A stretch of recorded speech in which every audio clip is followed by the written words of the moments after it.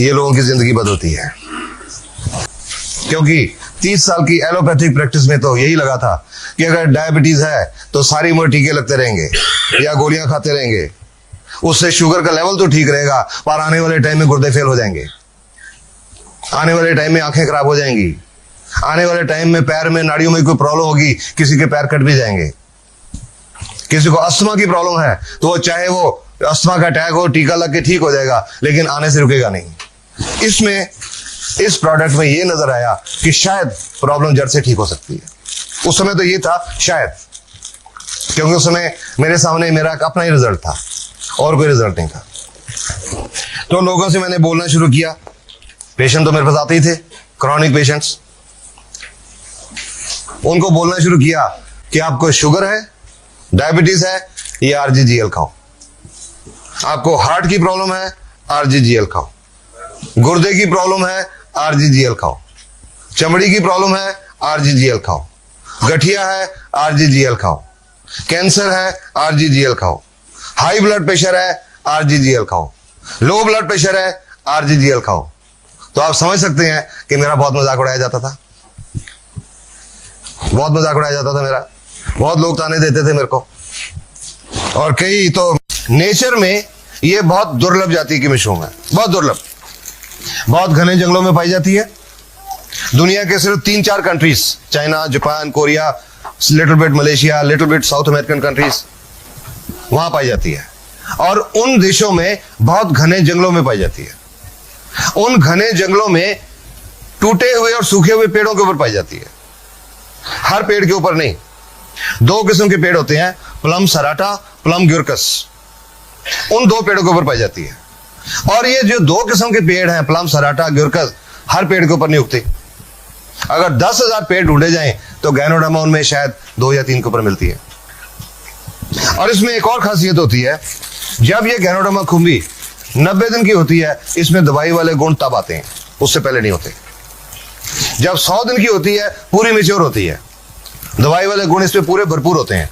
उसके बाद ये सूखनी शुरू हो जाती है और इसमें दवाई के गुण खत्म हो जाते हैं। तो इन कारणों की वजह से नेचर में इसको ढूंढ पाना बहुत मुश्किल है। अभी पिछले 2-3 साल में मैंने बहुत सारे चाइनीज लिटरेचर पढ़े गैनोडर्मा के कारण। तो उन कई लिटरेचर में पढ़ा मैंने कि पुराने जमानों में लोग जंगलों में भटकते थे इस गैनोडर्मा को ढूंढने के लिए, क्योंकि उनको लोगों का मानना था कि जिस घर में ये गैनोडर्मा होगी उस घर में किसी तरह की कोई प्रॉब्लम नहीं आ सकती, ना हेल्थ की प्रॉब्लम, ना वेल्थ की प्रॉब्लम। ये लोगों का मानना था। लोग इसमें एक स्पिरिचुअल पावर मानते हैं, आम आदमी तक नहीं पहुंच सकती। पर ये एक आदमी हुए, ये फोटो देख रहे हैं, डॉक्टर लिम सोजन। I show you here. Lim सोजन ये चाइनीज मलेशियन है, मलेशिया में रहने वाले हैं। एक खानदानी वैद्यों के परिवार से संबंध रखते हैं। बचपन से इनको कुछ खुम्बी में दिलचस्पी हो गई। डॉक्टर लिम को बहुत इंटरनेशनल अवार्ड मिल चुके हैं। 2001 में मिला था मैन ऑफ द मिलेनियम, इस युग का आदमी, कि उन्होंने ये जो गैनोडर्मा को इंसान तक पहुंचाया। डॉक्टर लिम ने क्या किया, ये मलेशिया में ये कंपनी एस्टेब्लिश की, DXN, 1993 में ये कंपनी एस्टेब्लिश करके वहां पर इन्होंने गैनोडर्मा की कल्टीवेशन, खेती करनी शुरू की। Purely organic cultivation, no fertiliser, no chemicals, no insecticides, organic cultivation, खेती करनी शुरू की। और जब 100 दिन की हो गई तो इसको काट लिया। ये DXN की एक 100 दिन की ये मैच्योर मशरूम है, कंप्लीट मशरूम, ये एक्चुअल मशरूम है।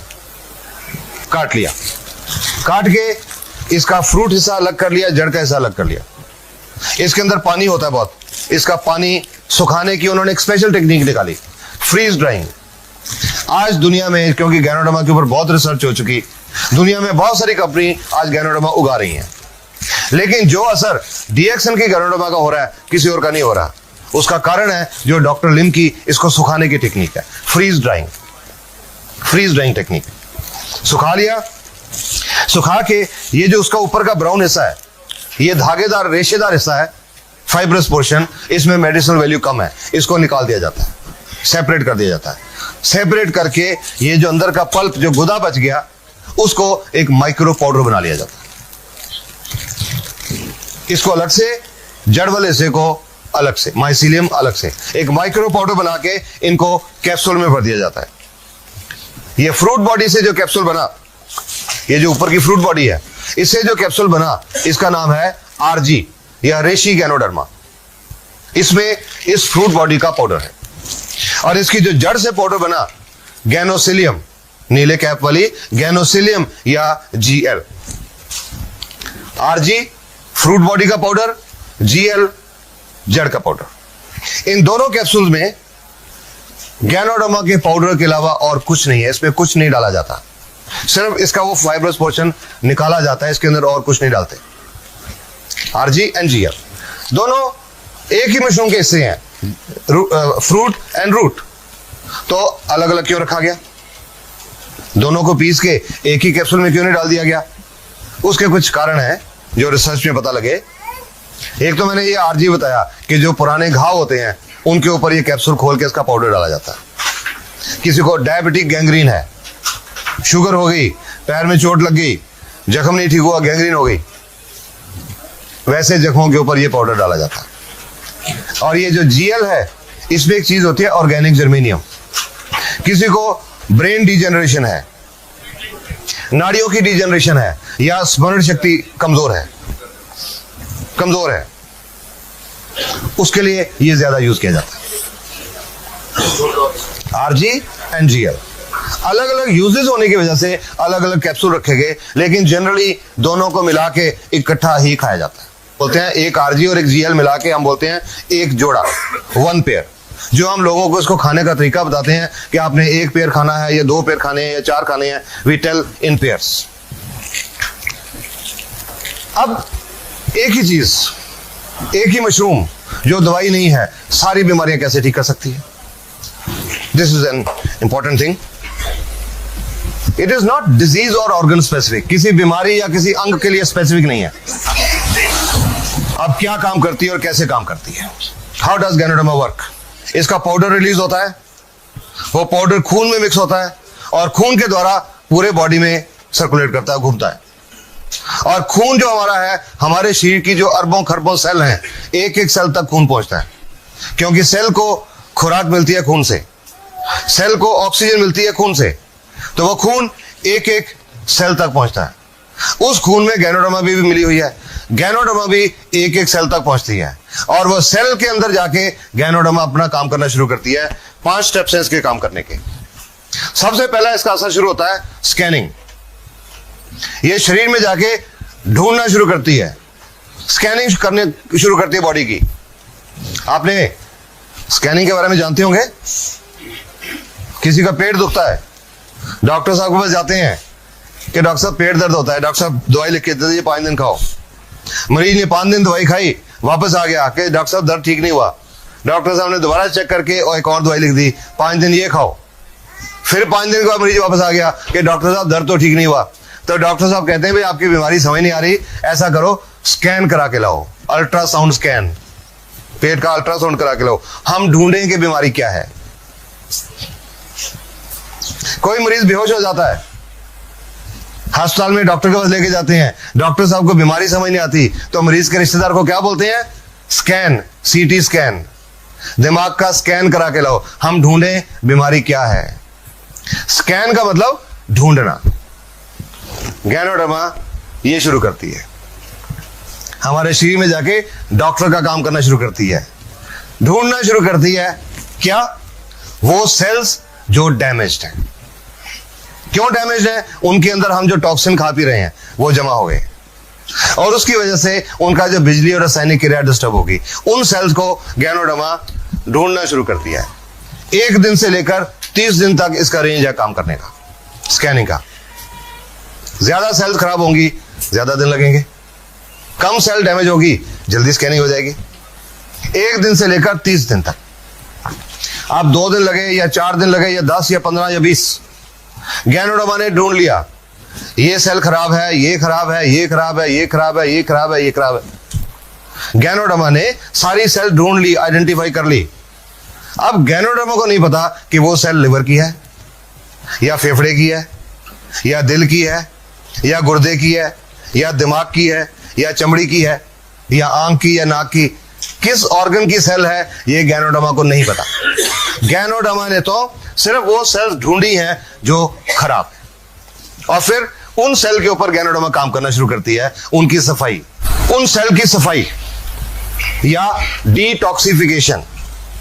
उन सेल के अंदर जो टॉक्सिन्स हैं, जो विषैले पदार्थ हैं, उनको सेल से बाहर निकालना शुरू करती है, कोशिकाओं में से बाहर निकालना शुरू करती है, और कोशिकाओं में से बाहर निकाल के हमारे शरीर से बाहर निकालना शुरू करती है। शरीर से बाहर कैसे निकालती है? जो प्राकृतिक रास्ते हैं निकलने के, पेशाब के रास्ते या पसीने के रास्ते या बलगम के रास्ते या नाक के नजले के रास्ते या आंख में आंसुओं के रास्ते या उल्टी के रास्ते या दस्त के रास्ते या कोई चमड़ी पे फोड़े फुंसी होने के रास्ते, जो नेचुरल रास्ते हैं, उन रास्तों से ये टॉक्सिन शरीर से बाहर निकलना शुरू करते हैं। डिटॉक्सिफिकेशन पीरियड है 1 सप्ताह से लेकर 30 सप्ताह तक, 1 week to 30 weeks. This is understandable कि जितना कचरा अंदर ज्यादा इकट्ठा हुआ होगा, सफाई करने में उतना ज्यादा टाइम लगेगा। हम घरों में भी तो देखते हैं, घर की रोज सफाई करते हैं तो आधे पौने घंटे में पूरा घर साफ हो जाता है, पर अगर 1 साल घर बंद करके कहीं घूमने चले जाएं और 1 साल के बाद आए तो आधे पौने घंटे में सफाई नहीं होती, 15-20 दिन लग जाते हैं, क्योंकि कचरा ज्यादा इकट्ठा हो गया 1 साल का। सिमिलरली हमारे शरीर में जितना कचरा ज्यादा इकट्ठा हुआ है, जितने टॉक्सिन ज्यादा है, टॉक्सिन लोड जितना बॉडी पे ज्यादा है, उतना ज्यादा टाइम लगेगा। इस दौरान जब डिटॉक्सिफिकेशन चल रही है, शरीर के अंदर कुछ चेंजेस आते हैं, कुछ तब्दीलियां आती हैं। ये एक बहुत इंपॉर्टेंट चीज है समझने की, अंडरस्टैंड इट वेरी वेल। नहीं तो जो लोग ये समझते नहीं, गैनोडर्मा खाना शुरू करते हैं, 15 दिन के बाद छोड़ देते हैं। अरे मेरे को तो रिएक्शन हो गया, मैंने तो छोड़ दी। हुआ था, मैंने 1 महीना खाई, मेरे को तो रिएक्शन हो गया, मैंने तो छोड़ दी। ये बहुत जरूरी बात समझने की है। गैनोडर्मा का कोई रिएक्शन नहीं होता, इसका कोई साइड इफेक्ट नहीं है, कोई नुकसानदायक इफेक्ट नहीं है, no harmful effect. I can say that with confidence today.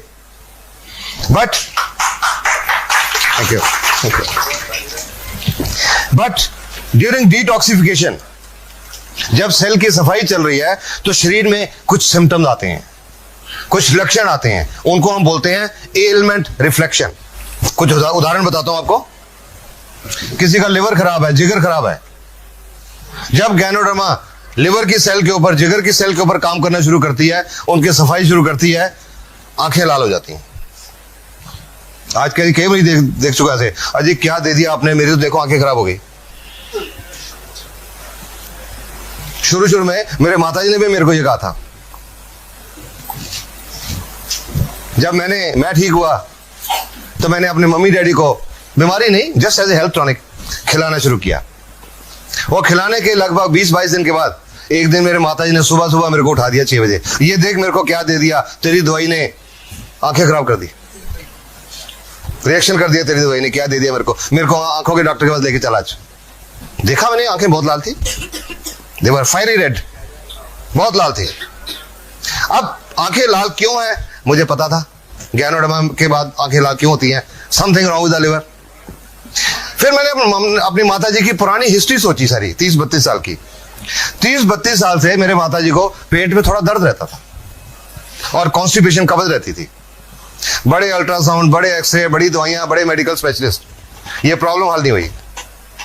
तो मैंने माताजी को कहा कि डॉक्टर्स आपकी बीमारी नहीं पहचान सके, आज गैनोडर्मा ने पहचान ली। Your liver is not working. कोई आंखों के डॉक्टर के पास नहीं जाना, कोई दवाई नहीं डालनी, सिर्फ पानी पियो ज्यादा, ताकि डिटॉक्सिफिकेशन जल्दी हो जाए। चुप करके बैठ गए और उसके 10-12 दिन के बाद गाली हट गई, और उसके बाद जब तक वो रहे उनको कॉन्स्टिपेशन, पेट की प्रॉब्लम नहीं रही। This is how ganoderma works. किसी को गुर्दे की तकलीफ है, किडनी फेलियर है, जब गैनोडर्मा गुर्दे की सेल पे काम करे तो कानों में भारीपन महसूस होता है, लगता है जैसे कान बंद हो रहे हैं। किसी को अधरंग, पैरालिसिस या लकवा है, जब गैनोडर्मा नाड़ियों के सेल के ऊपर, नर्व सेल के ऊपर काम करे तो वो लकवे वाली जगह पे दर्द होनी शुरू हो जाती है। किसी को दमा की प्रॉब्लम है, जब गैनोडर्मा फेफड़े की सेल को साफ करती है, उस मरीज को कुछ उल्टियां आती हैं और कुछ दिन के लिए बलगम निकलती है। किसी को दिल की बीमारी है, हार्ट की आर्टरीज ब्लॉक्ड है, नाड़ियां बंद हैं। जब गैनोडर्मा उनको साफ करना शुरू करती है, चेहरे के ऊपर सेक निकलता महसूस होता है, गर्मी महसूस होती है, कईयों का चेहरा लाल भी हो जाता है। किसी का ब्लड प्रेशर ज्यादा रहता है, हाई ब्लड प्रेशर, उनको सिर के पिछले हिस्से में ऊपर दर्द होता है। जिनका ब्लड प्रेशर कम रहता है, उनका सिर के पिछले हिस्से नीचे दर्द होता है। जिनको सर्वाइकल स्पॉन्डिलोसिस की प्रॉब्लम है, उनको चक्कर महसूस होते हैं। जिनको माइग्रेन, आधा सिर दुखता है, उनका दर्द थोड़ा सा ज्यादा होता है। जिनको जोड़ों का दर्द है, गठिया है, दर्द थोड़ा ज्यादा होता है। जिनको बवासीर की प्रॉब्लम है, उनको खून आता है मोशन के साथ। जिनको शुगर की प्रॉब्लम है, शुगर का लेवल थोड़ा सा बढ़ता है। नथिंग टू वरी, थोड़ा सा बढ़ता है, ज्यादा नहीं। और अगर शुगर वालों के किसी के अंदर के ऑर्गन भी डैमेज है, किडनी फेलर है, आंखों की प्रॉब्लम है या कुछ और है, उनके ये कलाई के ऊपर, रिस्ट के ऊपर या टखने, एंकल के ऊपर सूजन भी आती है।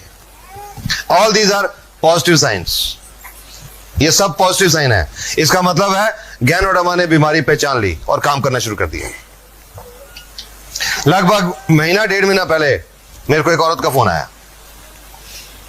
लगभग 4 महीने पहले उनकी कुछ प्रॉब्लम थी जो अल्ट्रासाउंड में भी शो हो रही थी। गुर्दे में एक 36 mm की एक रसौली थी, सिस्ट, एक गुर्दे में। उनकी ओवरी, अंडकोश, उसमें एक 3 सेंटीमीटर एक सिस्ट थी। और उनके यूट्रस में, बच्चादानी में, एक 8 mm का फाइब्रॉइड था, रसौली। उन्होंने उसके लिए गैनोडर्मा की ट्रीटमेंट शुरू की। और ये शुरू करने के लगभग 2-2.5 महीने के बाद एक दिन मेरे को उनका फोन आया, और डॉक्टर साहब आपकी दवाई ने तो गड़बड़ कर दी। मैं कह जी कौन सी दवाई? मैंने तो कोई दवाई दी नहीं आपको। वो जी वो जो आपके कैप्सूल है। मैं जी दवाई नहीं है, वो टॉनिक है। अच्छा जो भी है, उसने गड़बड़ कर दी। मैंने कहा क्या हुआ? जी कल मेरे को बहुत दस्त लगे शाम को, और आज सुबह खून भी आया साथ में। मैंने रात को भी नहीं खाई, सुबह भी नहीं खाई, खराब कर दिया इसने। मैंने तो उनको एक ही क्वेश्चन पूछा कि आपको कोई पुरानी बवासीर की शिकायत तो नहीं है? वो तो जी 10 साल से है। मैं कहा गैनोडर्मा वही दिखा रही है कि आपके अंदर वो भी है। इसके लिए कुछ नहीं करना, 1-2 दिन में ठीक हो जाएगा। उसके बाद फोन नहीं आया। उसके बाद लगभग 1 महीने के बाद वो औरत अपना फरवरी के महीने का अल्ट्रासाउंड करा के लाई। पहला सितंबर का था, फरवरी का अल्ट्रासाउंड। उस अल्ट्रासाउंड रिपोर्ट के मुताबिक जो ओवरी में सिस्ट थी वो अब नहीं थी, ये यूट्रस में फाइब्रॉइड था वो अब नहीं था, और गुर्दे में जो 36 mm की सिस्ट थी वो अब 20 mm रह गई थी। About 3.5 months। तो मैंने उनसे पूछा कि आपने उस दिन फोन करके मेरे को कहा था आप घबरा गए थे, तो आपने उसके बाद मेरे को बताया नहीं। कहते जी आपने बताया था 1-2 दिन में बंद हो जाएगा, दूसरे दिन बंद हो गया, कुछ नहीं करने की जरूरत पड़ी। And now she is so happy.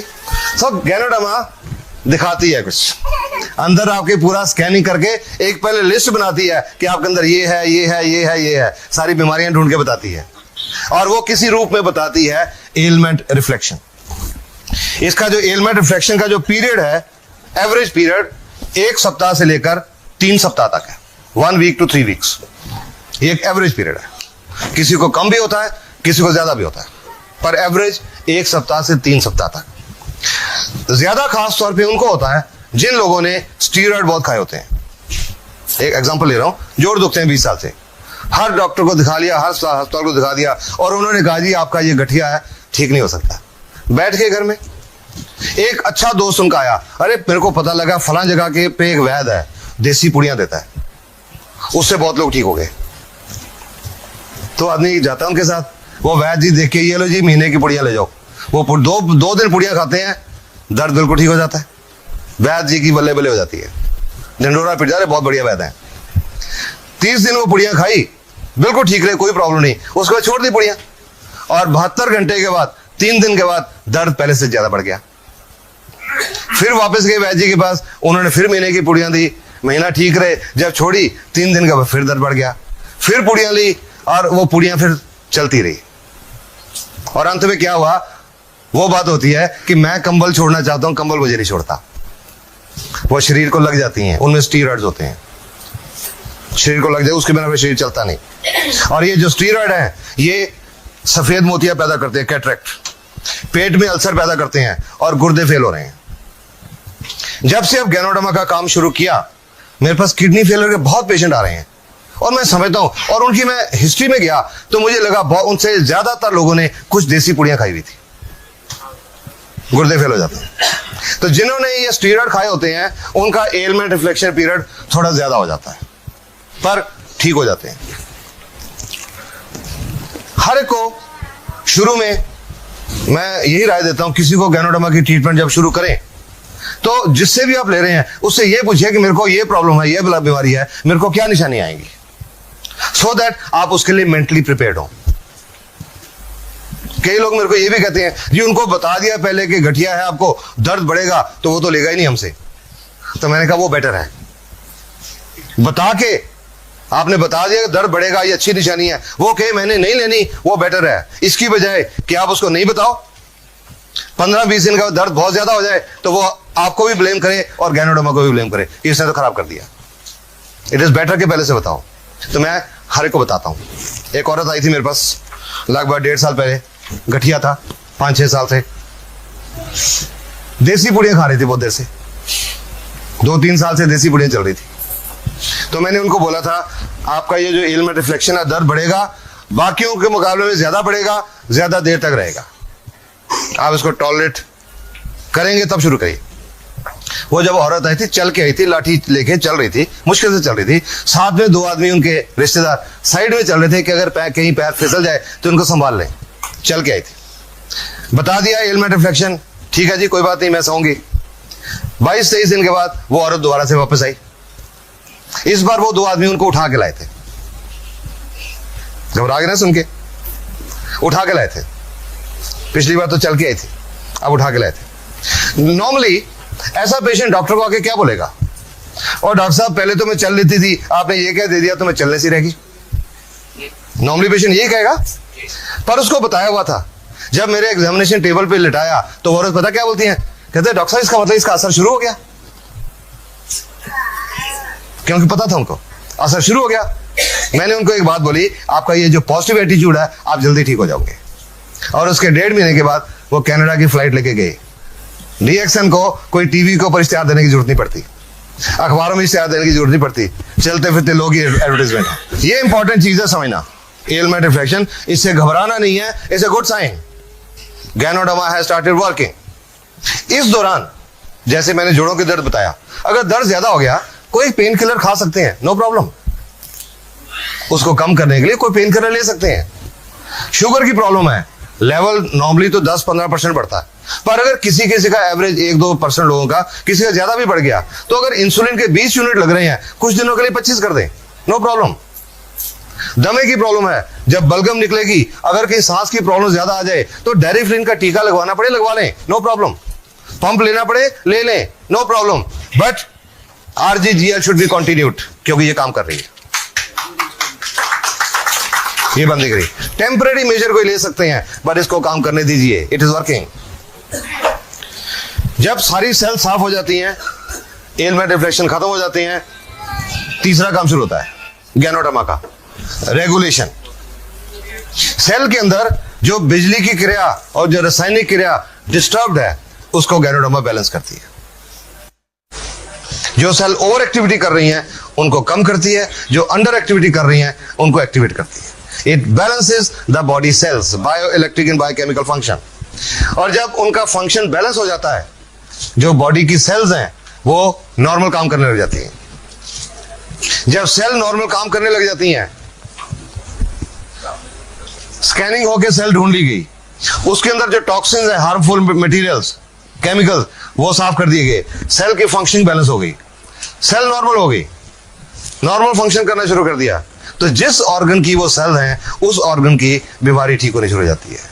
चाहे वो लिवर की सेल है, चाहे वो दिल की सेल है, चाहे गुर्दे की है, चाहे पेट की है, चाहे आंख की है, चाहे चमड़ी की है, उस अंग की बीमारी ठीक होनी शुरू हो जाती है। चौथा काम शुरू होता है building phase, reconstruction of the damage cells. जब सेल ने नॉर्मल काम करना शुरू कर दिया तो सेल्फ रिपेयर स्टार्ट होती है, सेल अपने आप को रिपेयर करना शुरू करती है, रिकंस्ट्रक्शन। और उसके बाद रीजेनरेशन।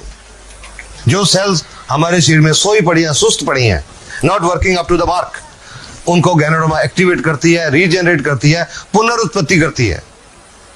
और ये जब 5 प्रोसेस पूरी हो जाती हैं, 100% हमारे शरीर की सेल नॉर्मल हो जाती हैं, जो नेचुरल वे में काम करने लग जाती हैं। और जब 100% नॉर्मल हो जाती हैं, काम करने लग जाती हैं, तो हमारे शरीर का सोया हुआ डॉक्टर जाग पड़ता है। Immune system becomes functional, fully functional. और जब वो इम्यून सिस्टम फंक्शनल होता है, सोया हुआ डॉक्टर जाग जाता है, और वो अंदर का डॉक्टर बीमारियां ठीक करता है। Because human body is the best doctor in the world. Ganoderma किसी बीमारी को ठीक नहीं करती, ये किसी बीमारी की दवाई नहीं है, ये तो हमारे अंदर के सोए हुए डॉक्टर को जगाने का एक टॉनिक है। It is a health tonic, not a medicine. हमारे शरीर के बिगड़े हुए सिस्टम को ठीक करती है, बीमारियां अपने आप ठीक हो जाती हैं। हर चीज का एक रेंज है। स्कैनिंग 1 दिन से लेकर 30 दिन तक। कितना टाइम लगेगा डिपेंड करेगा कितनी सेल खराब है। डिटॉक्सिफिकेशन 1 सप्ताह से 30 सप्ताह। टॉक्सिन लोड कितना बॉडी में, बैलेंस करने को 1 महीने से 12 महीने, डिपेंड करेगा बैलेंस कितना बिगड़ा हुआ है। रिकंस्ट्रक्शन 6 महीने से 24 महीने, पुनर्निर्माण 6 महीने से 24 महीने। I'll give you a layman's example, probably you will understand. बारिश आती है, जब कोई कच्ची दीवार है, दीवार गिर जाती है। अगर दीवार का सिर्फ 2 फुट का हिस्सा गिरा तो उसको दोबारा बनाने में शायद 2-3 घंटे लगेंगे। पर अगर बारिश ज्यादा, पूरी दीवार गिर गई, तो बनाने में ज्यादा टाइम लगेगा, पुनर्निर्माण ज्यादा टाइम लगेगा। 6 महीने से 24 महीने तक डिपेंड करता है रिकंस्ट्रक्शन कितनी करने की जरूरत है, पुनर्निर्माण कितना करने की जरूरत है, एंड रीजनरेशन 1 साल से 3 साल तक कि हमारा सिस्टम शरीर का कितना बिगड़ा हुआ है, उसको बैलेंस करने में गैनोडर्मा को कितना टाइम लगेगा। किसी पेशेंट के लिए गैनोडर्मा की ट्रीटमेंट का कोई फिक्स पीरियड नहीं होता। हम किसी को ये नहीं बता सकते कि आपको दमा है, आपको 6 महीने लगेंगे, आपको हार्ट प्रॉब्लम है, आपको 8 महीने लगेंगे, आपको शुगर है, आपको साल लगेगा। किसी को नहीं बता सकते। हर एक बॉडी अलग अलग तरीके से काम करता है। एक दमे का मरीज 18 दिन में ठीक हो गया था, 22 साल से दमा था, 18 दिन में पूरा ठीक हो गया था। मैं हैरान हो गया देख के। और एक और दमे की पेशेंट आई थी मेरे पास, 4 साल से दमा था, उनको 7 महीने लगे थे। बॉडी कैसे रिस्पॉन्ड करता है, हर चीज के प्रति हमारे शरीर का रिस्पॉन्स क्या है, उस पर डिपेंड करेगा कि टाइम कितना लगता है।